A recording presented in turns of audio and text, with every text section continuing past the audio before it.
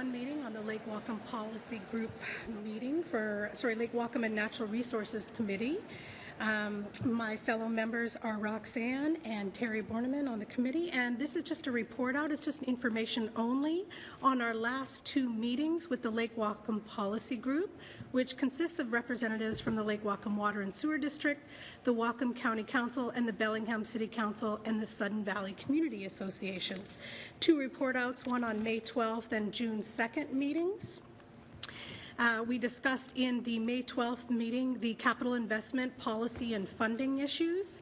Our goal of the discussion was to review capital spending history and identify needed levels of spending going forward. The staff reviewed the recent capital spending history in the watershed, and capital spending is typically thought of as roads and bridges, but capital investment in the watershed is broader and involving a wide range of facilities and projects. Currently, the City of Bellingham funding sources include surface and stormwater utility, watershed land acquisition fees, and the County Council funding comes from the real estate excise tax and flood control zone districts. Currently, the City of Bellingham averages per year between 2002 and 13 is $266,000 a year, and from the county, the same 2005 to 13 period was $309,000 per year. Also, state grants. Typically about $740,000 per year. So just to give you an idea, right now, total, we are looking at $1,810,000 per year in funding for our Lake Whatcom policy work. We also discussed options for future funding increases.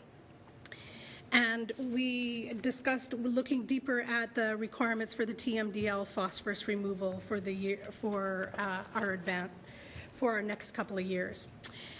June 2nd meeting, we mostly discussed capital investment, and we had a presentation by Sudden Valley.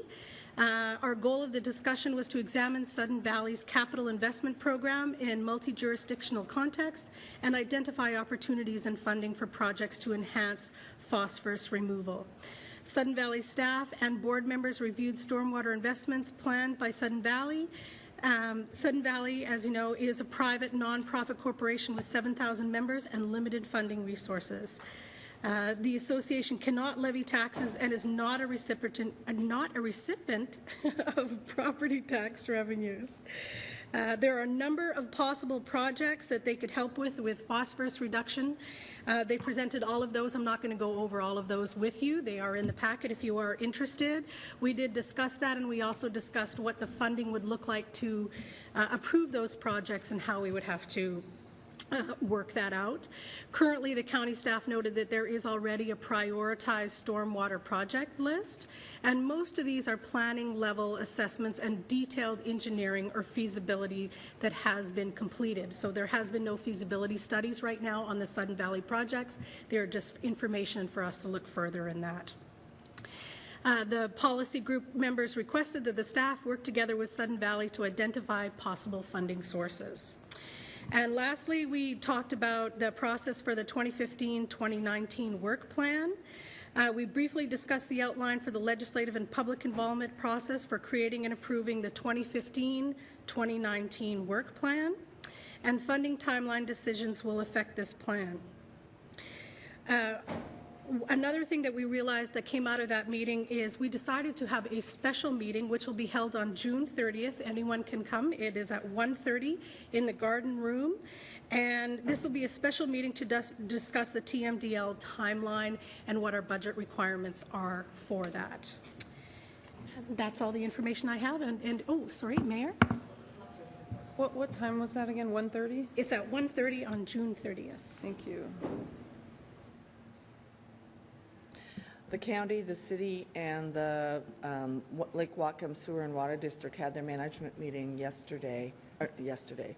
No, that was Sunday, last week. And I want to tell you that the fact that the city's continued commitment and the county's commitment and the Sewer and Water District's commitment to actually looking at real hard details about how we're going to protect our water drinking water source has made those management meetings much more robust. We have, we know that there is the councils and commissioners behind both the funding and the expectations.